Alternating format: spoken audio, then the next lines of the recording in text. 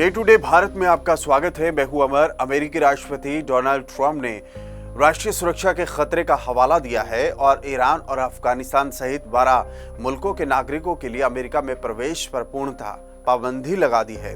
ये कदम कोलोराडो में हुए हालिया हमले के बाद उठाया गया है, जिससे विदेशी खतरों पर चिंता और भी ज्यादा बढ़ती हुई नजर आ रही है। ट्रंप ने हार्वर्ड में विदेशी छात्रों के लिए वीजा पर भी रोक लगा दी है। पर्यटन वीजा के लिए $1000 के शुल्क की योजना पर भी अब डोनाल्ड ट्रंप जोर दे रहे हैं। देखिए पूरी रिपोर्ट। अमेरिका के राष्ट्रपति डोनाल्ड ट्रंप ने एक बड़ा फैसला किया है।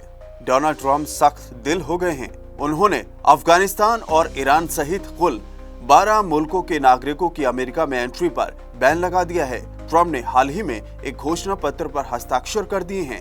इसके तहत आतंकवाद सहित अन्य खतरों को देखते हुए ये अहम कदम उठाया गया है। ट्रंप सरकार मानती है कि ये फैसला अमेरिका की सुरक्षा को देखते हुए लेना काफी ज्यादा जरूरी था।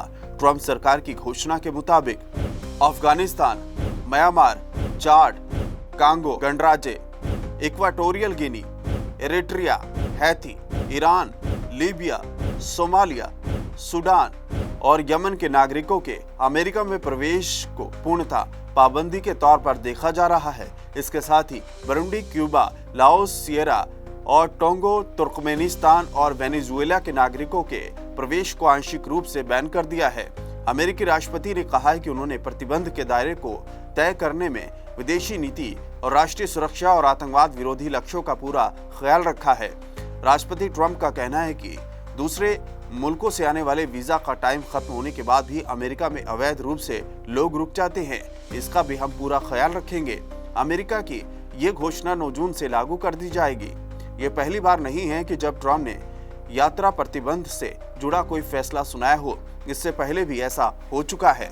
ट्रंप ने साल 2017 में अपने कार्यकाल के दौरान कुछ मुस्लिम देशों पर इसी तरीके का प्रतिबंध लगा दिया था। ट्रंप के फैसले ने 2017 में हजारों पर्यटकों, कारोबारियों और अन्य लोगों को मुश्किलों में डाल दिया था। उस दौरान कई लोगों को यात्रा पूरी हुए बिना ही वापस अमेरिका से आना पड़ा था। प्रशासन अवैध रूप से अमेरिका में दाखिल हुए लोगों को भी बाहर का रास्ता दिखाना चाहता है।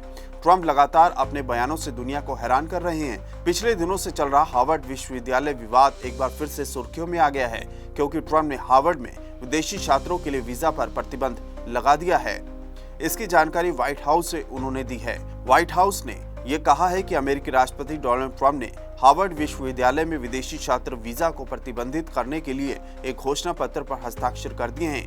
ये घोषणा शैक्षणिक संस्थान के साथ बढ़ते विवाद के बीच लिए गए हैं। पिछले महीने अमेरिकी विदेश विभाग ने विदेशों में अपने सभी वाणिज्य दूतावासों को आदेश दिया था कि वे किसी भी उद्देश्य से हार्वर्ड विश्वविद्यालय की यात्रा के लिए इच्छुक वीजा आवेदकों की अतिरिक्त जांच शुरू कर दे। ट्रंप प्रशासन पर्यटकों और अन्य गैर अप्रवासन वीजा आवेदकों के लिए त्वरित साक्षात्कार हेतु $1000 का शुल्क लगाने पर भी विचार कर रहा है। हालांकि सरकारी वकीलों ने इस योजना पर कानूनी चिंताएं जाहिर की है।